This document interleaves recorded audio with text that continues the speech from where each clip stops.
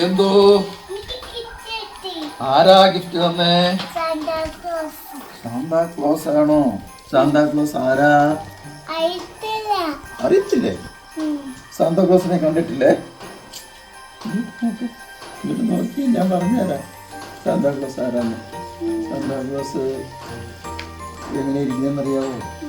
ചുവന്ന തൊപ്പിയൊക്കെ വെച്ച് ചുവന്ന ഉടുപ്പൊക്കെ ഇട്ട് കൊടവയറുമായിട്ട് വെള്ള താടിയൊക്കെ വെച്ച് വരുന്ന ഒരു വടിയൊക്കെ കുത്തിപ്പിടിച്ചാ വരുന്നത്.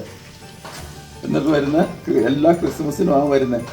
ക്രിസ്മസ് ഉണ്ണീശോ ഉണ്ടാകുന്ന ക്രിസ്മസ് ഇല്ലേ, അതിനാണ് വരുന്നത് കേട്ടോ. എങ്ങനെയാ വരുന്നതെന്ന് അറിയാവോ?